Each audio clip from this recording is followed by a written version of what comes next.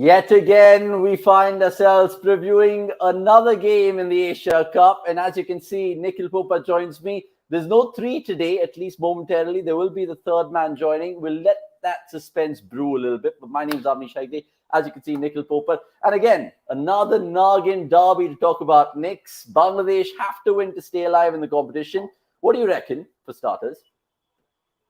Hopefully both teams know what to do, because that's what has cost that side a chance in the Super Fours instead of the defending champions, so to say. So lots to play for. And it's just ironic or apt that the promo has so many places, and eventually all the talk about this Asia Cup has been about the places. So yeah, Asia Cup is actually going places. It's actually going places, and now it's just going to be in that one place, which is the place we love in Sri Lanka. At least yesteryears of cricket following, you guys would know the Colombo Stadium, the Premadasa Stadium, I should say, in Colombo. And the weather is actually nice and it's bright, and there's no rain, because that's also a fascinating subplot right now in this Asia Cup. Let's just get that out of the way before we, of course, entertain your comments, your insights. Please keep that coming through. We always kind of get interactive with us, and like this video for starters before we tell you about everything. I know that the toss is going to happen in just moments, and Nix and me will give you the update right here, right now on cricket.com. But I want to start with a couple of stats, guys, because normally when we look at Sri Lanka and Bangladesh, yes, there's that animosity and they hate each other, blah, blah, blah, blah, blah, blah. But you look at the head-to-head, and I mean, what do you have to make of this? Because I know it's pretty much digging up all the records throughout the years, head-to-head in one-day internationals. Now, in ODIs since 2021, Nix, it's actually been even Stevens. When you look at this fixture, do you think there's an automatic favorite, or is there not? See, on paper, Sri Lanka start more favorites as compared to Bangladesh, but then that's also because of the personnel that Bangladesh is missing. The best player in Shanto, your X factor, is uh, is not playing, and they've always ended up having to depend on two guys, which is not a best place to be in.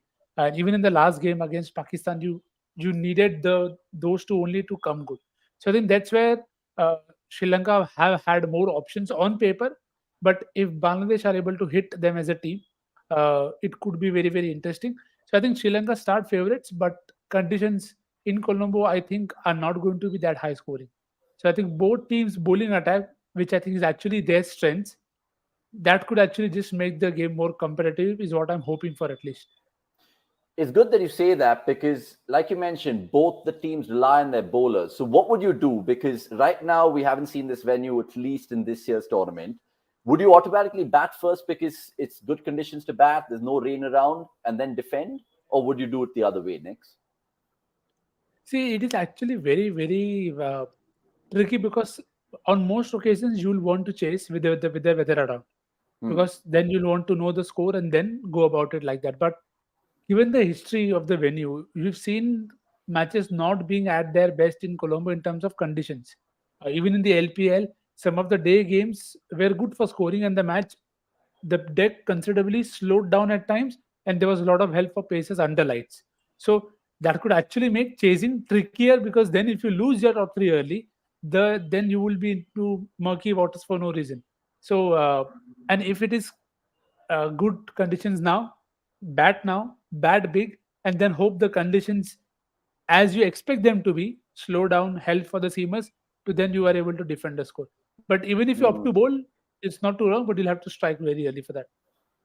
Yeah, remember the two teams did take on each other in that group phase, and it was, of course, Sri Lanka winning that encounter by 5 wickets. Now the toss is going to happen. We'll just tell you what is going to ensue out there in the middle and what will be the modus operandi going forward. Right, Bangladesh. we spoke.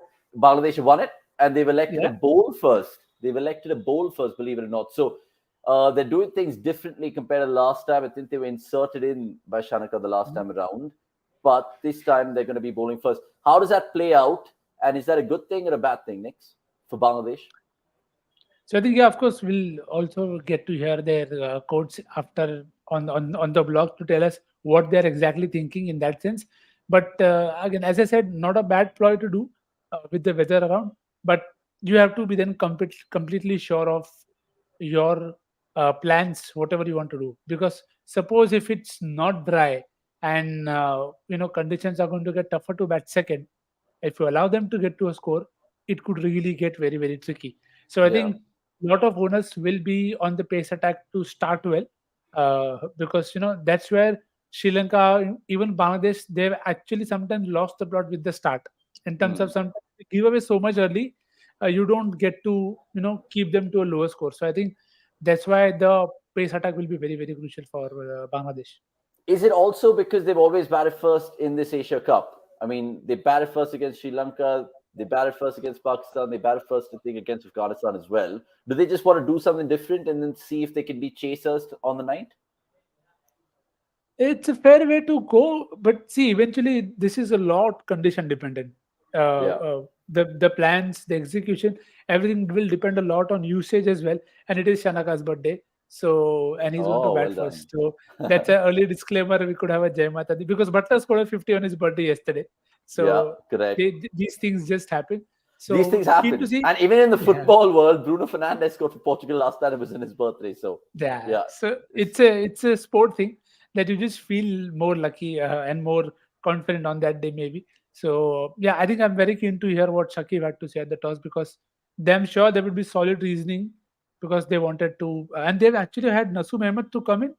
yeah. Interesting. So maybe they expect it to be a bit more dry. That could change things around. Okay, that could change things around. Now they're of course taking on a Sri Lanka side, Knicks, who have just been enjoying some good form in ODI cricket. Let's give it to them. And this depiction will show us more that the only team which has more wins in terms of the longest winning streak is the Australian team, as you can see there in 2003. So can they actually do this? If they can, that'll be some amazing achievement, which will actually mean that they'll win the Asia Cup and probably the first 4 or 5 games of their World Cup as well. And Sri Lanka fans will be delighted. But what do you attribute this to? I mean, 12 matches. I know they played minnows, people would say, and there's nothing really to make off that graphic, but that's some momentum, yeah. Yeah, 12 games is not it's not a small number. It doesn't even matter. Actually, it matters even more that you are playing different opponents, because it is harder to get on top of every one of them, and you have to remember they had to play qualifiers for a reason, Hmm. and they may be having a trump card in Anindo Asaranga waiting for them to help them extend this streak.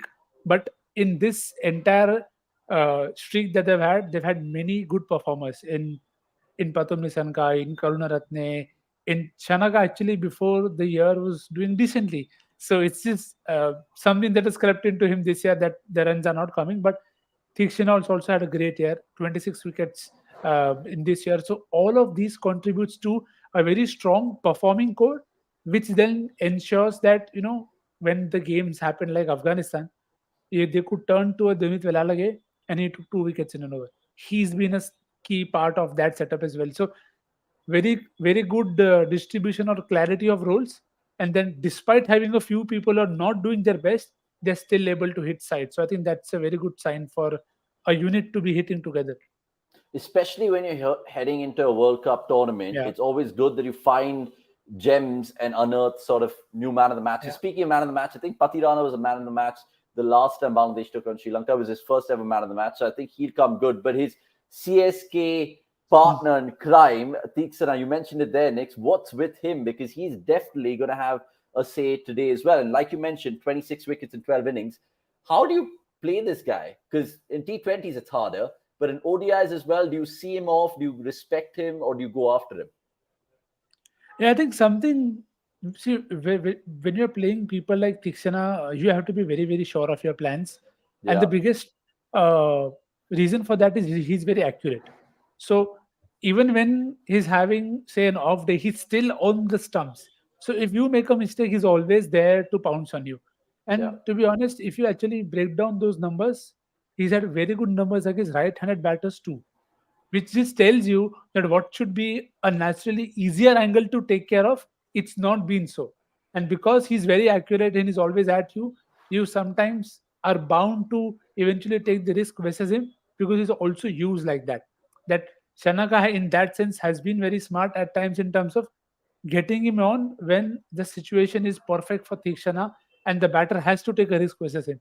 So he's putting the pressure on you. You make a mistake, and he's always there ready to take wicket. So with no one in two in this tournament so far, Thikshana has done really well to not say fill the void, but not make them miss him so much. Hmm. The, of course, teams you can see being reflected in our ticker as well. And it's, like I said, weather-wise, we're going to probably hope for a good contest. There's not going to be interruption, but you never know with Sri Lanka. It's as erratic as Bangalore's weather at times. Now, Sri Lanka are going to be batting first, right? So I just want to show you guys more stats. You guys can check it out on the website and the app as well. Now, take a look at this bloke because he's just behind one certain prince that India has in terms of at least runs in ODIs. He's got 742 and counting. How important is someone like Nissanka, again, to just be in that rigmarole of things heading into the World Cup next? Because they rely so much on him at the top of the order. And again, he's a guy who's very solid with the bat, and uh, when he gets in, he really makes it a point that he gets a good score once he gets a Hmm. start. So that is something that you want to see from your top order batters.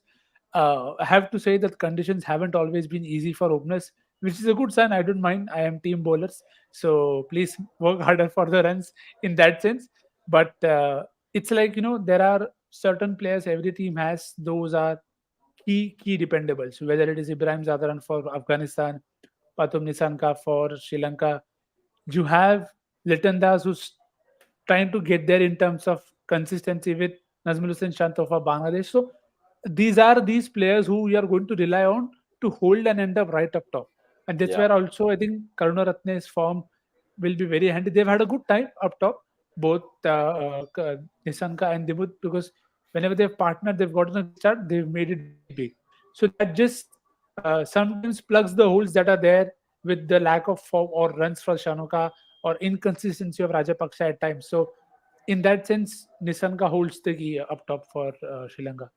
And let's take a look at another depiction here Yeah. because you look at Nissanka and his partner at the other end who'll probably walk out in about 10, 20 minutes time. Karuratne, I know people love to associate him with the longest format, and fair play to him, he's fantastic in tests. But even in one-day internationals, right, you look at this pair and they might not be the most intimidating, the most swashbuckling or threatening in the world of cricket, but they get the job done. That's a healthy average, 74.4. And given the fact that they bat deep as well, it's super important that Karuratne and Nisanka continue what they've done since 2022, right, Next. Yeah, and it's as you said, it's about just setting up the game for your side. Yeah. That average is very good for for teams who for a team who may had to play the qualifier, but then it also tells you how some teams are just built such a way that the dependency is always there on the top order. You can look at the two Indian pairs there, and one of them is not going to play the World Cup. Yeah. So it's just how the game and things pan out for you, that you could have a partnership average of 81 with a guy, but still not be the one who's making the cut to the World Cup. So that's how cutthroat it is up top, and which is why openers setting the shape, which you can also see with Ibrahim and Gurbaz, that they are the ones who are setting it up for Bangladesh, for Afghanistan, so that the others can just come in and hit. But yeah, if only they knew. If only If they knew. only, if only they knew. I feel so bad every time I look at the highlights again. I'm just like, Ah, oh my word, how much they would rue that going forward. That last depiction before we try to get Gurkirat, who's joining us from his factory apparently. I don't know when that man's gonna pop up. We'll try to get him because if you guys were guessing who the third guy is, it is Gurkirat, but we'll wait on that. In the meanwhile, some more sumptuous stats to show you because we're in this whole process about talking about Sri Lanka, and yep, they've been so good in the last 12 ODIs. But even this boy here, I say boy, but he's rather experienced, Kusal Mendis, against spin, and he's going to get a lot of that today from Mehdi and Shakib and a lot. How important is this guy in the middle order, Nikhil Popat? the thing with him is he's one of those players, when they get going, it's really hard to bowl to. Yeah. And that's where probably just been the problem for him, that he's not been able to put a consistent string of scores. In the previous game against Afghanistan, he was really looking good. Very unfortunate to get run out like that. Dropped off a sitter for Shanaka, hits it back to Rashid, who drops the catch but deflects the ball onto stumps to run him out, missing out on a ton. So I think that is where Kusal Mendis will hope that he can make this start in the last game count by continuously being able to put in good shows, because the numbers tell you he is that good. But the problem is just getting in. Yeah, I think with Kusal Mendis, I always feel there is always those couple of chances that he gives to you earlier. If you take them, you are done for the day. But if you don't take them, then also you're done for the day, because then he is not going to give you more chances. So, and he's also very aggressive. When in the last game against Afghanistan, he was happy to take Rashid Khan. There are very few people who even have the mindset to take him on. Forget about actually taking him on. So I think it just tells you how Kusal this Mendes is. Yeah, I like that. Also, just to give you some confirmation, if you're just joining us, Bangladesh winning the toss and deciding to bowl first, something they haven't done in this year's Asia Cup. So it'll be a riveting contest. And we've spoken about Sri Lanka's batters, especially Nissanka, Karatne, Mendis. I mean, another guy who's been doing really well at four is Samara Vikrama. You guys can check all of those stats out and not forget Asalanka, DDS, and Chanaka. So they'll all have a good scheme of things today, especially what Dustin Chanaka just said at the toss, right? I'm hearing that they wanted to bat first, and Shakib was more than happy bowling first. On that note, let's of course get to our beloved Gurkirat right now, who joins us from wherever he is. Gurkirat, how are we this afternoon? And it's a do or die game for Bangladesh. Will they do or will they die? Yeah, I expect a good contest. I know I said it the last time as well, but I really feel that today Bangladesh will will try to put up a better show than what they did against Sri Lanka earlier in the group stage. But yeah, I mean, if you ask me how things are, I'm quite all over the place right now because I'm at work and a lot of things are going on. Okay, no problem. Just a quick one from my side then. Do you think the toss has had any advantage? They're playing in a new venue in the tournament in Colombo. Do you think it'll probably suit this Bangladesh side to chase under lights? Or do you think Sri Lanka surely know this venue like the back of their hand?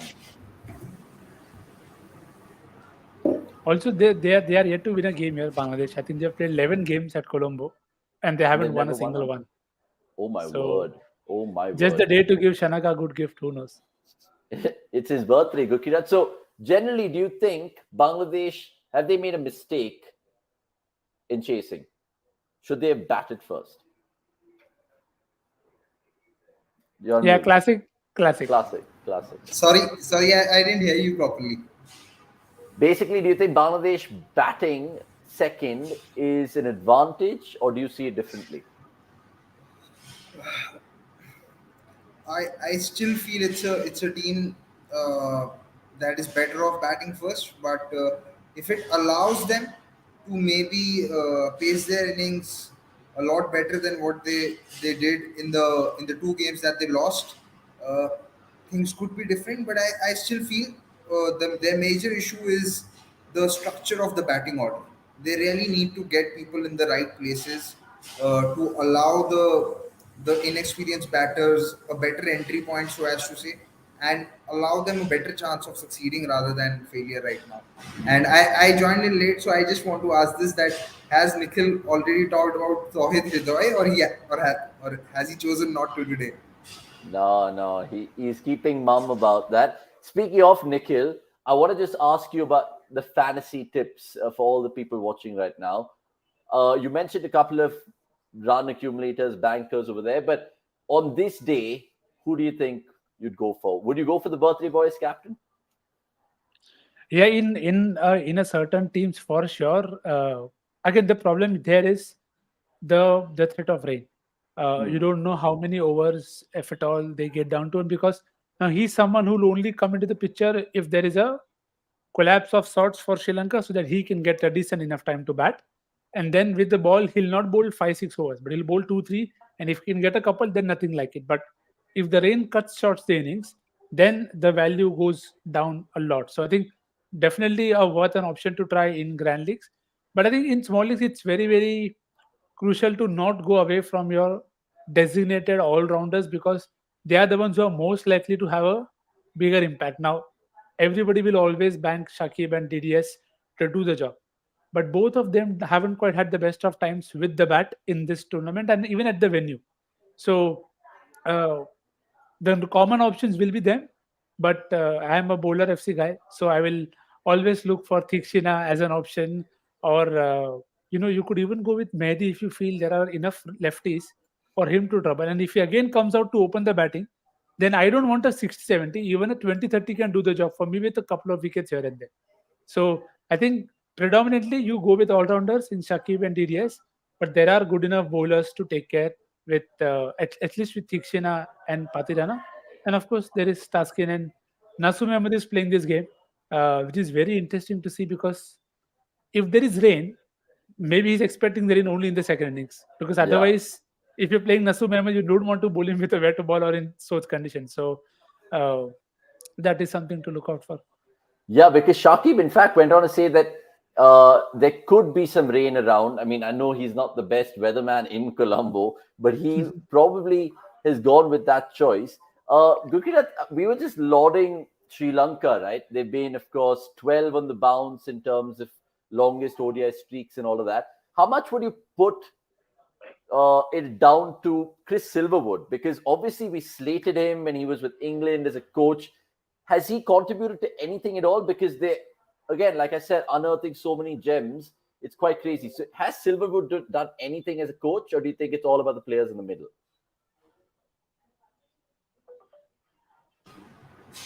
See, I'm never really comfortable when the fate or the results of a team are just put on the shoulders of one person, whether that's the captain or the coach. So I felt even when England was struggling, to put the entire blame on Silverwood wasn't the right way to go.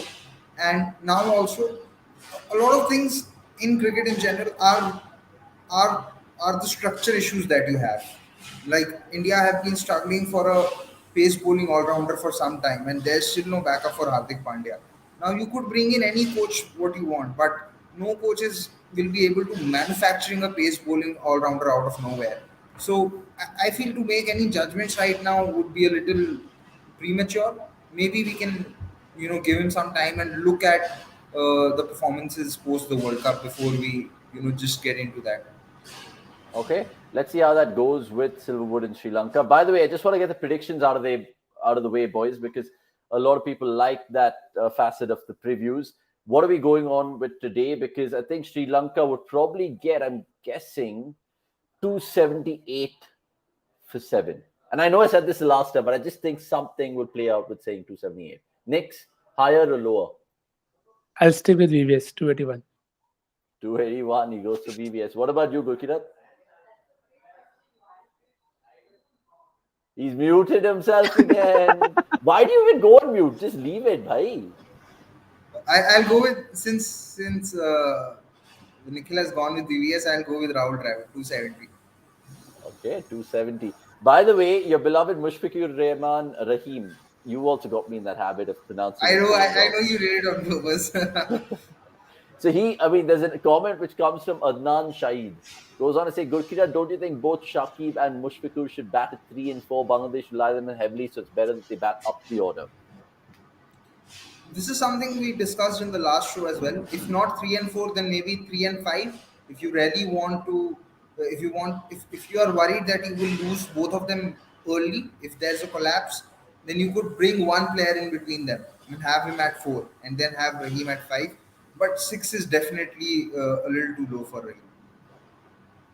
But you look at how they've also kind of shoehorned Mehdi as an opener. I don't know they'll do it again on the third time next. But before the World Cup, obviously Liton Das is way better opening the innings for them, right? Or do you think he's good one down?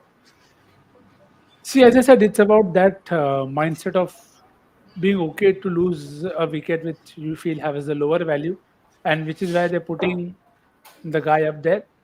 See, come the World Cup, I think it will be Tamim and Litton. But maybe if today is the day where Litton opens, then it will be even more clear to us that if that is the preferred order. If Mehdi continues to open, I'm very interested to see if they have any insight on Tamim's fitness.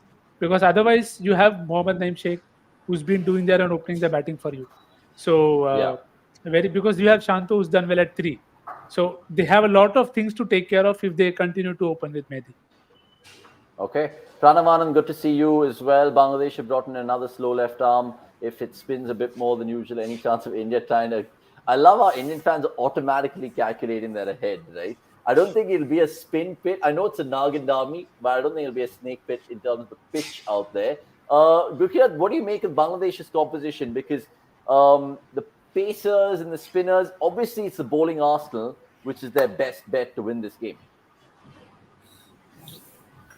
Yeah, it's a little surprising that they have dropped Afif, I think, and they've Hmm. brought in a left-arm spinner because the problem's been with the batting. So I'm a little surprised that they've chosen to strengthen their bowling right now. I have not really seen enough of the left-arm spinner that they've gotten in, so I really can't comment on that. Hopefully today, there's enough play for me to have a decent enough look at how he does. Okay. By the way, you guys can check out all the fascinating stuff heading into this game on cricket.com. I'll show you how it's done because essentially you guys sometimes need a little just bit of a walkthrough. So right now, follow the live blog. It's actually a really good place to be if you like written content during the live game, especially in a weekend like this where you don't want to watch a game, but you still want the stats and numbers and things like that. I think our boy Gaurav Tripathi is going to be covering round 2 of this Nagin Derby. Right, boys. Thanks so much for your time. I know we've kind of got Gurkirat out of his uncomfortable area, wherever he is. But thanks, Paji, for making your presence felt. We'll catch you post-match. So will I with Nikhil Popar as well. It's Saturday night. I hate to do these fucking reviews on Saturday night. I'm sorry. I'm just gonna be a human being here because I don't want to be literally working weekends, especially before the World Cup. Yeah, I'm not going to be celebrating Diwali with my family this time around. I'm missing my sister's birthday. It's a joke. It's honestly a joke. And many parties will miss you because you are there. Yeah, exactly. The parties also is a huge part of my life, bro. It's a party and parcel of life. Okay, anyway, bad jokes will continue in the review. Join us then, and good luck for all you Bangladesh and Sri Lanka fans watching this. We will take your comments. Apologies if we haven't taken them because there haven't been any to take in this review. That's all we have. Thanks for watching. We'll see you post match whenever that is. Where is the goddamn end screen? Here it is. Okay, bye.